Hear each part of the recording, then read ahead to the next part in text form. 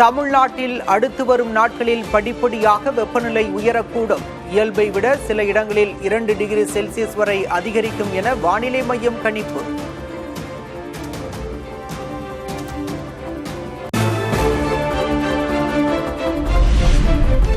ஆபரண தங்கத்தின் விலை சவரனுக்கு 1360 ரூபாய் உயர்வு.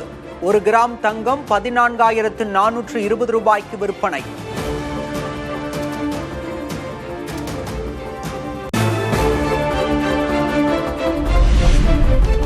வெள்ளி விலை கிலோவுக்கு 5,000 ரூபாய் அதிகரிப்பு. சென்னையில் 1 கிராம் வெள்ளி 285 ரூபாய்க்கு விற்பனை.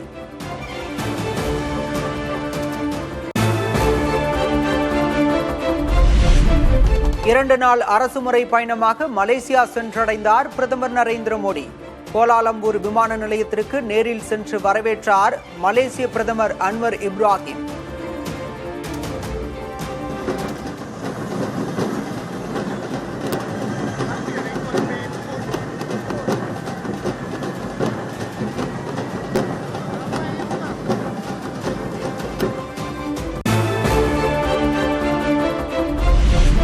மலேசியாவில் இந்திய வம்சாவளியினருடன் பிரதமர் மோடி சந்திப்பு. கண்கவர் கலை நிகழ்ச்சிகளை கண்டு ரசித்தார்.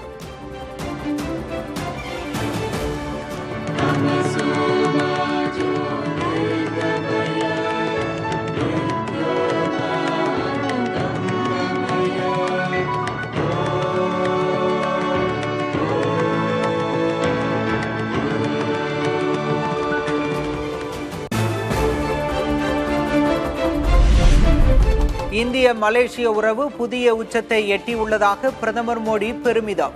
மலேசியாவை போலவே தமது அரசிலும் அதிக தமிழர்கள் இருப்பதாக மகிழ்ச்சி.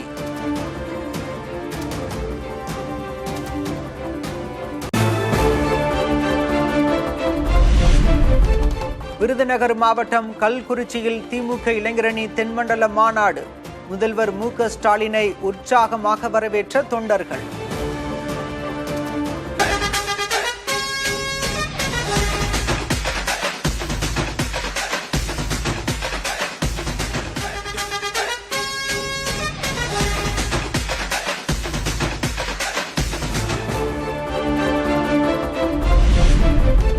தமிழகத்தில் மிகப்பெரிய வெற்றியை திமுக அடையும் என முதல்வர் மு.க. ஸ்டாலின் பேச்சு. 200 தொகுதிகளில் வெல்வோம் என்றும் உறுதி.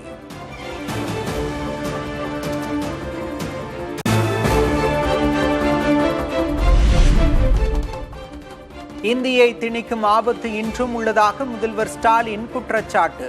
மும்மொழி கொள்கை எனும் கத்தி நம் தலைக்கு மேல் தொங்குவதாகவும் பேச்சு. மும்மொழி கொள்கைங்கிற பெயர்ல இந்தி மொழியை திணிக்கக்கூடிய ஆபத்து இன்னைக்கும் நம்ம தலைக்கு மேல தொங்கக்கூடிய கத்தி இருக்கு, தொங்கிக்கிட்டு தான் இருக்கு. மொழியை அழிச்சா நம்முடைய அடையாளத்தை அழிச்சிடலாம்னு நினைக்கிறாங்க. அதை முறியடிக்க நீங்க வேணும்.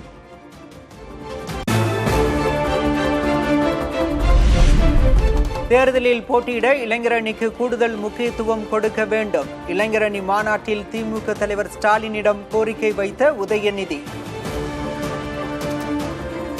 வர்ற சட்டமன்ற தேர்தலில் தலைவர் அவர்களும் தலைமை கழகமும் இளைஞர்களுக்கு நிறைய வாய்ப்பு கொடுக்கணும். சட்டமன்ற தேர்தல் ஒரு கோரிக்கை வச்ச நிச்சயம் தலைவர் அவர்கள் அந்த வாய்ப்பு பண்ணி கொடுப்பாரு நம்பிக்கை எங்களுக்கு இருக்கு.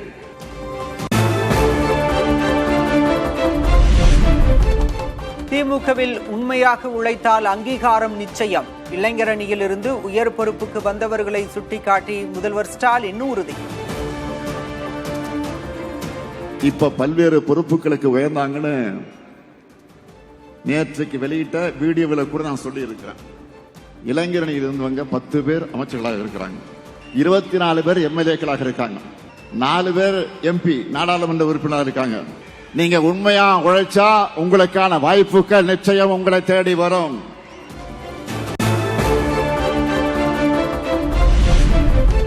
நானும் ரவுடிதான் என்பது போல கூட்டணிக்கு தாமே தலைமை என்கிறார் பழனிசாமி. எடப்பாடி பழனிசாமி என்டிஏ பழனிசாமி ஆகிவிட்டார் என திமுக தலைவர் ஸ்டாலின் விமர்சனம். எடப்பாடி பழனிசாமி இப்ப முழுசா என்டிஏ பழனிசாமியாக மாறி இருக்கிறார். நானும் ரவுடி தான், அப்படின்னு சொல்ற மாதிரி மைக்கு முன்னாடி வந்து நின்னுக்கிட்டு நான் தான் கூட்டணிக்கு தலைமை, நான் தான் கூட்டணிக்கு தலைமைன்னு சொல்லிட்டு இருக்காரு. சொல்லல, புலம்பிக்கிட்டு இருக்கிறாரு.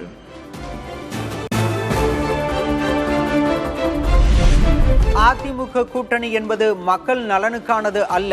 அதிமுகவில் மியூசிக்கல் சேர் விளையாட்டு நடப்பதாக முதல்வர் ஸ்டாலின் விமர்சனம். அவங்க கூட்டணியில் இருக்க ஒரு டிசைனை பாருங்க.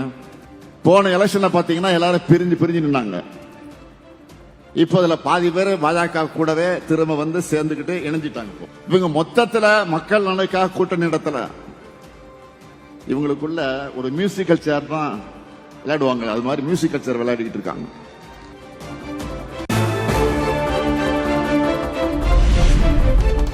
பாஜகவுடன் அதிமுக துரோக கூட்டணி வைத்துள்ளதாக திமுக எம்பி கனிமொழி விமர்சனம். தமிழ்நாட்டிற்கு மத்திய அரசு கிள்ளி கூட கொடுக்கவில்லை எனவும் குற்றச்சாட்டு.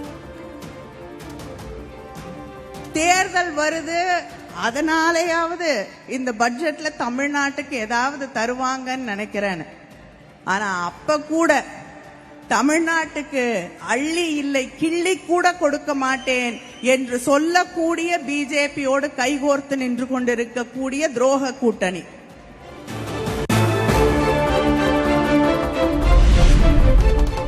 பிரதமர் மோடியின் காலை பார்த்து பழனிசாமி நடப்பதாக உதயநிதி கடும் தாக்கு. 10 தோல்வி பழனிசாமி, மொத்த தோல்வி மோடி என்றும் விமர்சனம். திரு மோடியுடைய காலையும் திரு அமித்ஷாவுடைய காலையும் பார்த்துட்டே நடந்தீங்கன்னா உங்களை மாதிரி முட்டு சந்தில தான் போய் நிக்க முடியும். தமிழ்நாட்டில் 10 தோல்வி பழனிசாமியும் மொத்த தோல்வி மோடியும் என்னதான் கூட்டணி வச்சாலும் தமிழ்நாட்டுக்குள்ள உங்களை ஒருபோதும் தமிழ்நாட்டு மக்கள் அனுமதிக்க மாட்டாங்க.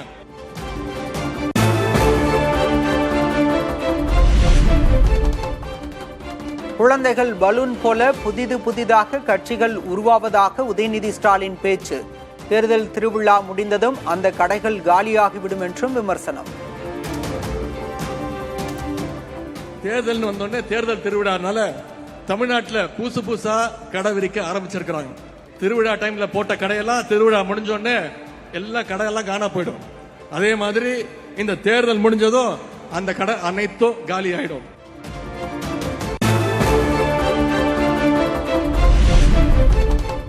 ஊராட்சி செயலர்களை தேர்தல் பரப்புரைக்கு திமுக பயன்படுத்துகிறது. அதிமுக பொதுச் செயலர் எடப்பாடி கே பழனிசாமி குற்றச்சாட்டு.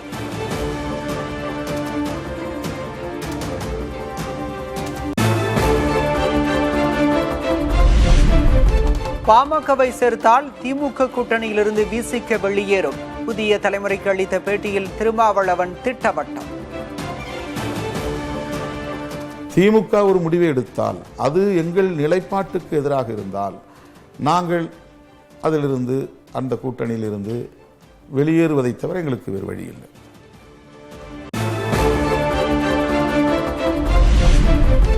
பாஜக மதத்தை வைத்தும் பாமக சாதியை வைத்தும் வெறுப்பு அரசியலில் ஈடுபடுவதாக திருமாவளவன் விமர்சனம். விசிகவின் நிலைப்பாட்டை பாதிக்கும் வகையில் முதல்வர் ஸ்டாலின் முடிவெடுக்க மாட்டார் என்றும் நம்பிக்கை.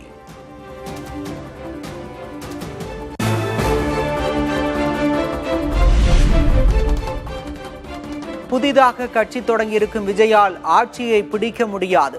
எம்ஜிஆரை விஜயுடன் ஒப்பிடுவது சரியானது அல்ல என்றும் விசிக தலைவர் திருமாவளவன் புதிய தலைமுறைக்கு பேட்டி. இந்த தேர்தலில் புதிதாக பேசப்படக்கூடிய ஒன்று விஜய் தலைமையிலான தமிழக வெற்றி கழகம். வெற்றி பெற்று விடுவார், முதலமைச்சராகி விடுவார் என்றெல்லாம் ஒரு தரப்பில் விவாதிக்கப்படுகிறது. எடுத்த எடுப்பிலேயே அவர்களால் ஆட்சியை கைப்பற்ற முடிந்ததில்லை. எம்ஜிஆராக இருந்தாலும் சரி. இவற்றையெல்லாம் இன்றைக்கு விஜய் அவர்களின் கட்சியோடு ஒப்பிடுகிற போது உடனே சாத்தியப்படாத ஒன்று.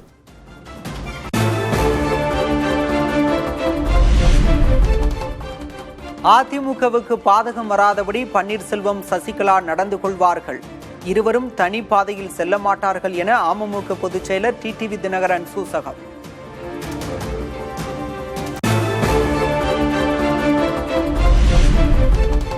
சட்டமன்ற தேர்தல் களப்பணிகளை வேகப்படுத்தும் நாம் தமிழர் கட்சி.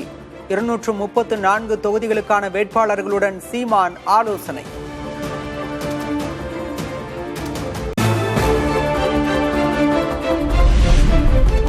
கூட்டணி தொடர்பாக பேச்சுவார்த்தை நடைபெற்று வருவதாக தேமுதிக பொதுச் செயலர் பிரேமலதா தகவல். ராஜ்யசபா சீட் தருவதாக அதிமுக தரப்பில் தற்போது வாக்குறுதி தரப்பட்டுள்ளதாகவும் பதில்.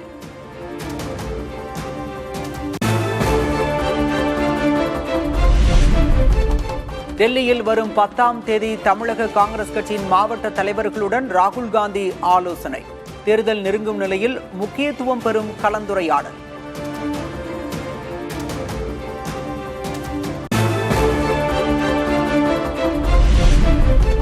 தமிழக அரசின் இடைக்கால பட்ஜெட் வரும் 17ஆம் தேதி தாக்கல்.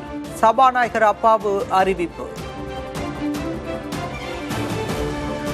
2026-27 ஆண்டுக்கான நிதிநிலை இடைக்கால நிதிநிலை அறிக்கையினை மாண்புமிகு நிதி மற்றும் சுற்றுச்சூழல் மற்றும் காலநிலை மாற்றுத்துறை அமைச்சர் மாண்புமிகு தங்கம் தென்னரசு அவர்களால் சட்டப்பேரவைக்கு வாசித்து அளிக்கப்படும்.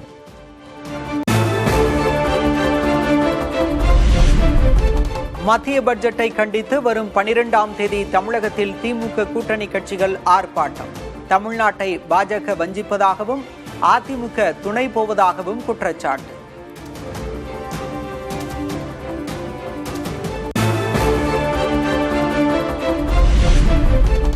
நீண்டகால பணியிடை நீக்கத்தில் உள்ள காவலர்களை மீண்டும் பணியில் சேர்க்க தமிழக காவல்துறை உத்தரவு.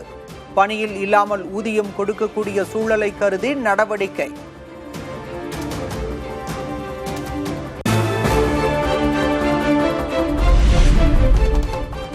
ஆண்டிப்பட்டி அருகே பேருந்துக்காக காத்திருந்த பயணிகள் மீது கார் மோதி விபத்து. 3 பேர் உயிரிழந்த பரிதாபம்.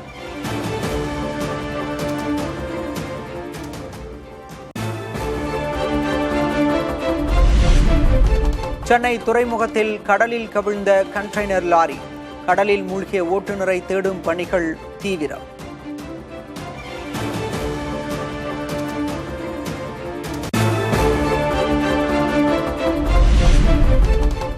பர்வதமலையில் ஏற காலை 5 மணி முதல் பிற்பகல் 1 மணி வரை மட்டுமே பக்தர்களுக்கு அனுமதி.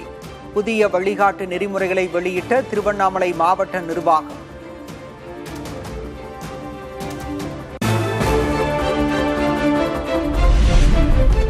இந்திய பொருட்கள் மீதான 25 விழுக்காடு வரியை நீக்குவதாக அமெரிக்க அதிபர் ட்ரம்ப் அறிவிப்பு. ரஷ்யாவிடமிருந்து கச்சா எண்ணெய் வாங்குவதை நிறுத்துவதாக இந்தியா உறுதியளித்துள்ளதாக தகவல்.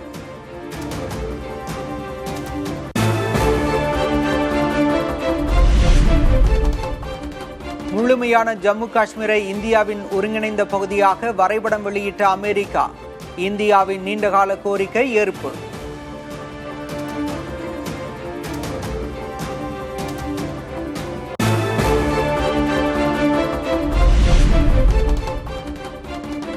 அமெரிக்காவுடனான ஒப்பந்தத்தால் இந்திய விவசாயிகள் பாதிக்கப்பட மாட்டார்கள் என வர்த்தக அமைச்சர் பியூஷ் கோயல் விளக்கம். குறிப்பிட்ட சில அமெரிக்க பொருட்களுக்கு மட்டுமே வரிச்சலுகை அளிக்கப்படுவதாகவும் பேட்டி.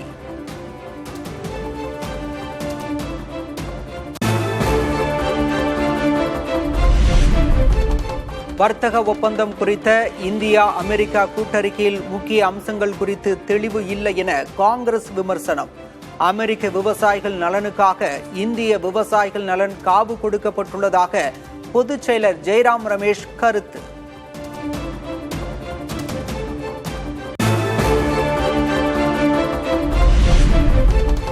சிங்கப்பூர் கண்காட்சியில் இடம்பெற்ற சீனாவின் புதிய வகை மின்சார விமானம். உலக விமான சந்தையில் ஆதிக்கம் செலுத்த ஆர்வம் காட்டும் சீனா.